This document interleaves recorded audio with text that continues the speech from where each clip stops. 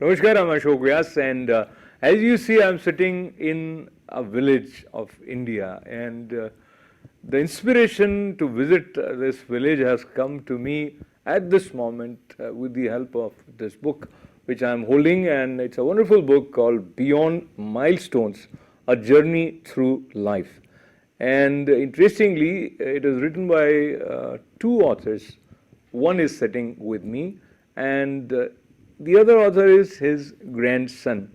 So it is a dialogue or a way of understanding life from the point of view of two generations which are set apart by one generation in between.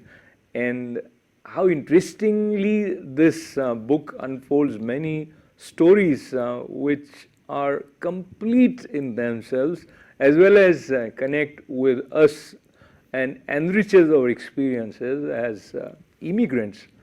And there is much more mysterious as well as mystical element which is a part of this journey through life beyond milestones.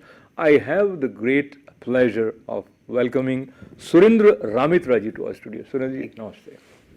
As I was mentioning, I want to compliment you for living up to your dream. I remember a couple of years ago you said that you are contemplating to write a book and it will be with your grandson. So tell me, what was it that led you to even think about writing a book? Because let me also mention for our viewers that you have been very passionately, actively and successfully involved with life as an entrepreneur. First of all, thanks to all the viewers. This book was actually inspired by my grandson, so the credit mostly goes to him. He came to me at my 70th birthday, which is about 5 years ago, and told me that he would like to learn about my experiences. So 70 years, he was about 12 years old. To explain 12 years old boy who is a very intellectual, very independent and very logical in thinking, I thought that if he gets involved and learn each of my experiences, discuss, debate and document with me, then he will learn better rather than me preaching him or me just imparting my experiences. So that was the start of the book. So I jump to another question because I read the book, part of the book tells me about your family. So there was an interesting story maybe about your grandfather who was crossing the river. Was it about him? Yes. So tell us about that story. The story is that I was trying to introduce my grandfather, and he fortunately happened to be also Leo. So when I was born, I was considered in my family that I am the reincarnation of my grandfather, because I think my birth was after about 6 months to 7 months of his death. So my grandmother used to always think that I am the reincarnation, whether some pandits told him, whether something she heard. So it always amused me that, okay, if I am in the reincarnation, what are the qualities I have which matches with me? So first was that he was also Leo and I am Leo. Secondly, he is very impulsive and I am very impulsive. And that particular story tells the story that he was drunk.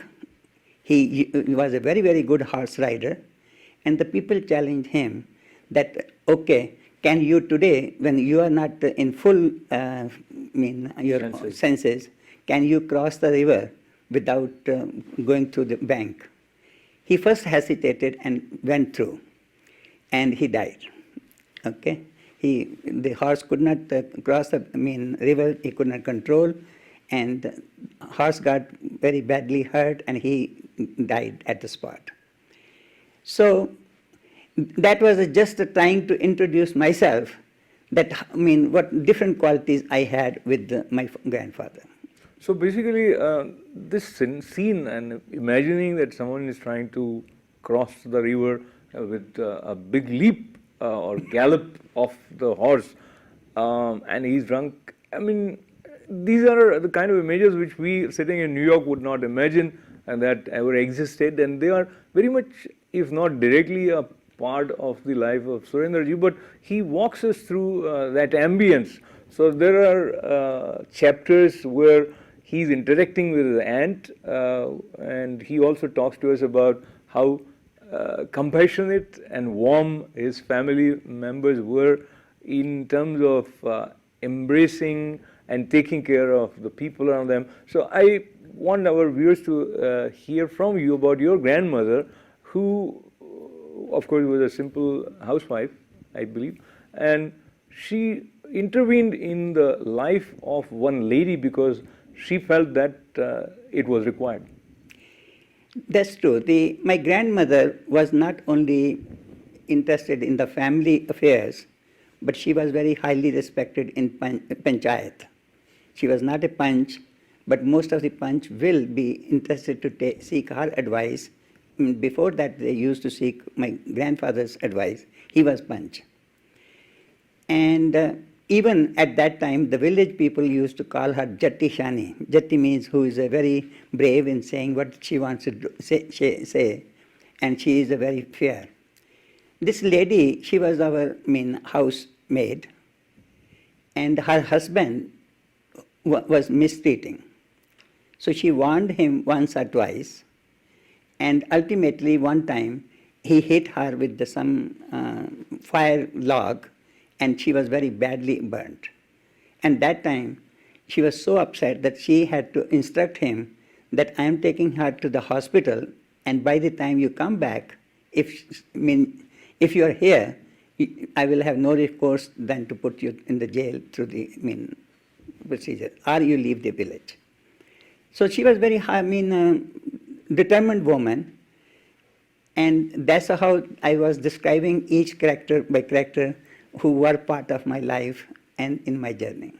So what I found quite fascinating is the way at 70, challenged or inspired by his grandson, Surendraji starts recollecting layer by layer many instances of his life and weaves them in such an interesting manner that it becomes a very, very interesting read as well as educating along with mystically unfolding some of the references of his life. And this one is not very, very suspensive, but we don't come across people who were taught at home in the beginning to the extent that the headmaster would take exam to assess which grade should he be taken into. So share with me how at 70, maybe you were 8 or 9 when you went to the school for the first time, was it right? Yeah. I come from a very small village, and there was no school. There was no primary school, there was no high school. And the nearest school was in the town, which is about 8 kilometers. My parents used to have a teacher at home who will teach me and my other siblings. And most of the education what I got until whatever I had was through the teacher. And I had a lot of respect for the teacher, and if I consider the best teacher in my life, that is the person used to call him Bhaiya. And when I went to this city, there came a question that what grade I will be fit to go into. When the headmaster of that primary school, he asked me the question, and he asked me to write the essays and other things, he was completely baffled that what grades I can put it in him. And he told my cousin that he has only the limitation to put him to the 4th grade, and in 2 months, 4th grade will be completed and he will go to the secondary school. And if we try to push him to go into the much higher grades, which he is capable, he may not be mixing up with the crowd. So that's how you started your school, and there must be something that you did in terms of educating yourself or something that you were taught at home. Was there some special attention paid towards keeping good memory? I would not say that it was meant for the memories, but the education that I got from my teacher it was more like inspiring. He always used to say that I want you to enjoy if you want to read. His message to me always was that anything you do in your life, you should enjoy that, and then you will be doing better.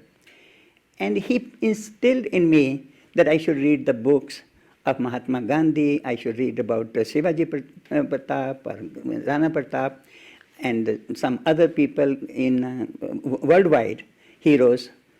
And that type of the books, I had read it even much before. Even if the teacher wanted to ask me to say that, I asked him what you would like to know, who is the character you would like me to narrate it. And that was very, they felt it was fascinating.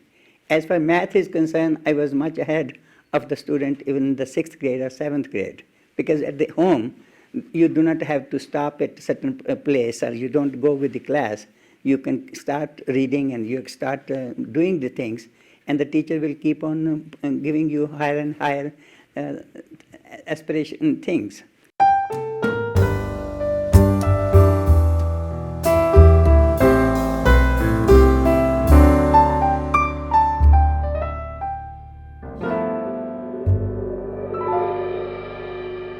Book, the reference of your wedding also comes up. How was the decision taken, arranged, your role? How much of it you share in the book?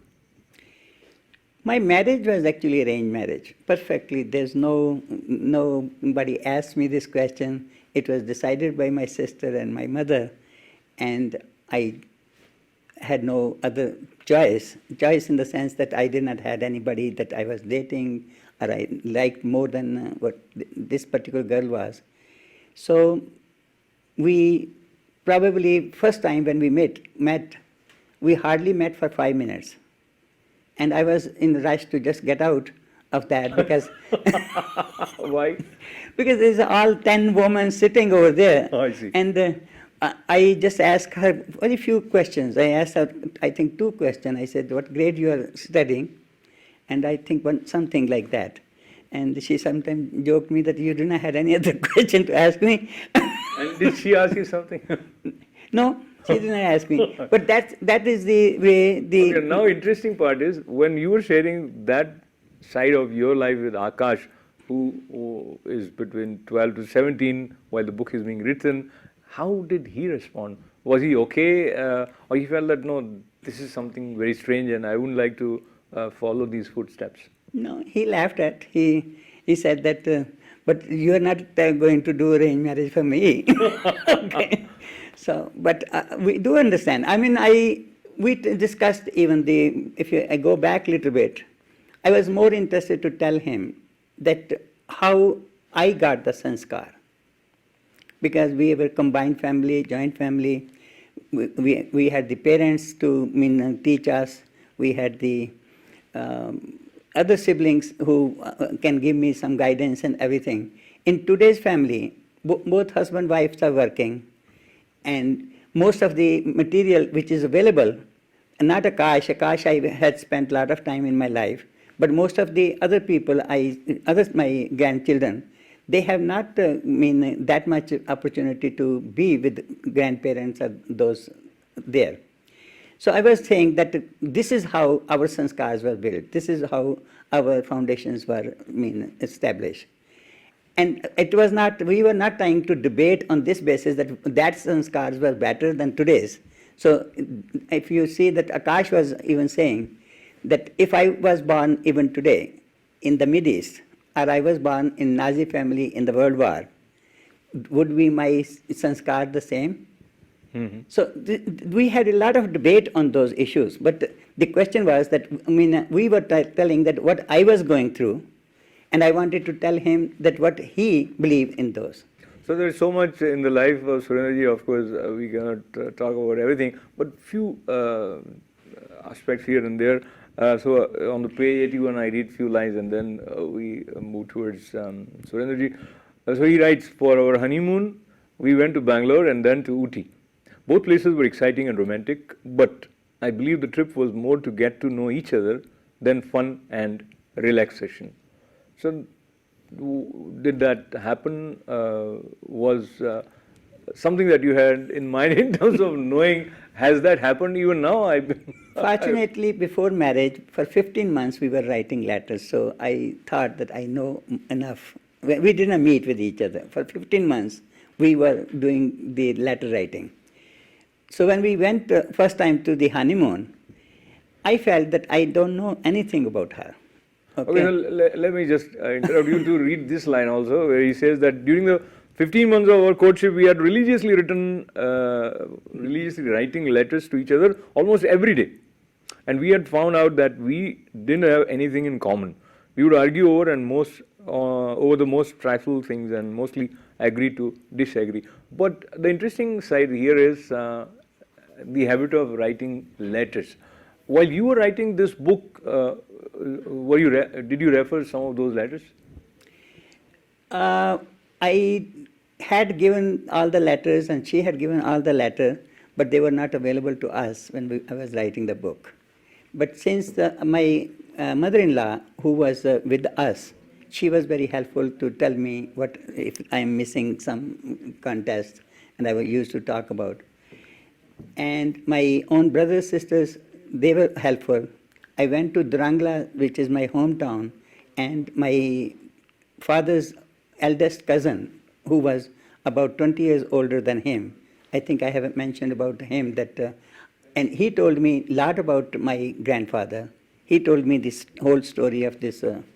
So there was some pieces which made it very much authentic that I was able to research and get it to the point. So at 70, leaving what you are doing, no, not exactly leaving, but taking time out from what you are doing and writing this book itself is a great thing, I must say, Surendraji. But as we move towards the concluding part of our conversation, just a few minutes to go, let us learn something about your evolution as someone in the corporate world or as a business owner. Walk us through a few landmarks. I started a job in India as a management consultant. And in the management consultant, being the junior most consultant, an opportunity came that there was nobody available, and I was assigned to take a very serious assignment, which was for the publishing company.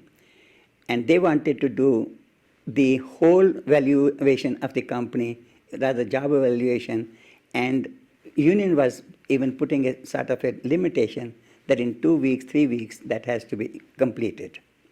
When that assignment was given to me, I was under the full fear that I will not be able to do it. I had a complete no idea about how I can go to the principal of the company and say, I'm going to do your job evaluation and going to do the other people's job evaluation. But I felt that, or I learned at that time that if you focus the problem, and it even looks very, very big or hard, lot of time it is not that hard.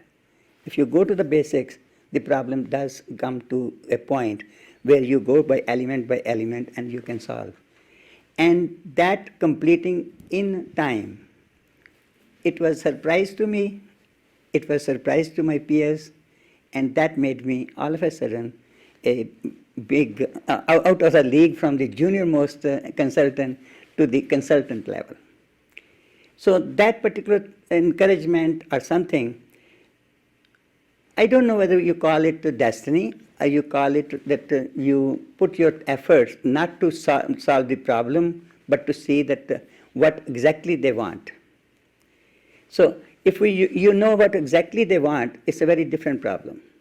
In that particular company, the management was looking certain thing, and the union was looking that they should not hire the new people to do the job for the newer machine or better machine. So if you talk about the solution, if you solve that part, that okay, we are going to give the job if they are qualified. the union will not say anything. But just fighting, no, we are going to have the new people coming from outside, and there's no other way to do it. That was the conflict. So I believe that most of the time, very simple things, we complicate ourselves.